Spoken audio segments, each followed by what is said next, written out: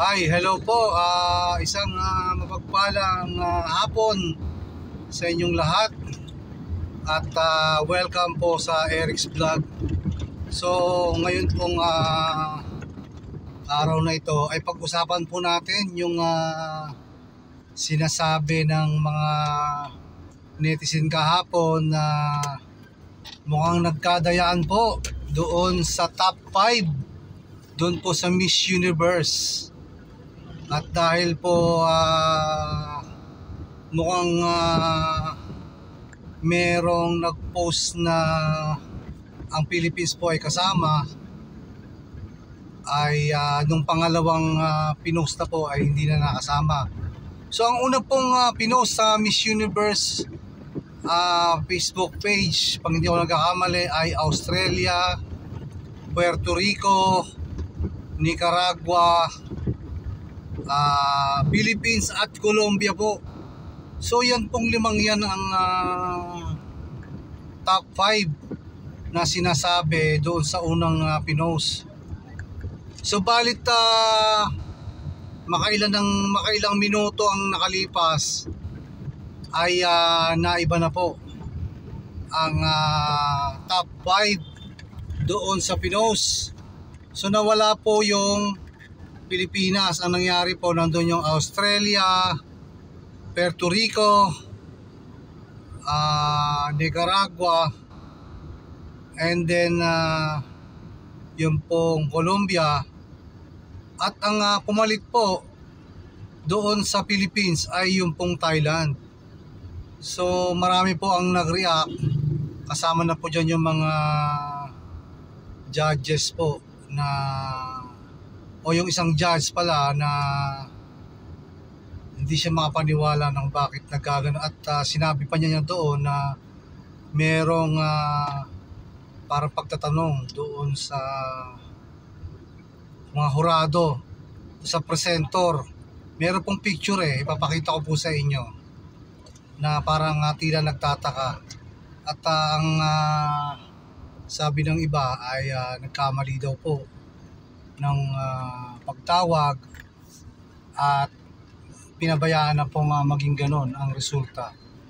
So medyo malungkot po yan sa parte ng mga Pilipinong nakasubaybay po. So yun na nga po yung nangyari. After ilang minuto po ay nabago na po yung listahan ng top 5 sa Miss Universe. Ay bigla pong nawala itong ating kababayan, si Michelle D, na kasama po dapat sa top 5. So siya po ay kasama sa top 20, top 10. At yun na nga po yung nangyari. Bigla po siyang nawala sa listahan po ng top 5. Pero meron na pong nakapag-post sa Miss Universe na siya po ay kasama sa top 5. So hindi po natin alam kung ano po talaga ang nangyari dyan. Kung siya ba ay naluto, may nagluto.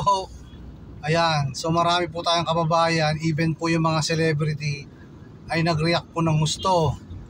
At even po yung mga dayuhan ay nag-react po dito po sa nangyaring sabi nga nila yung Rob Miss Universe.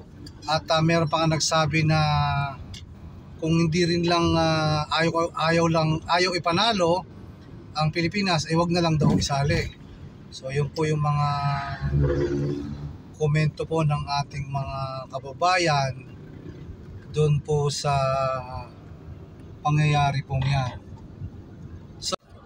So ayun po, ganun pa man ay proud pa rin tayo dahil sa mga ganyan pong Miss Universe ay lagi pong nakakasama ang ating mga kababayan. At ang bansang Pilipinas po ay laging kasama. So patunay lang po na ang ating lahi o ang ating mga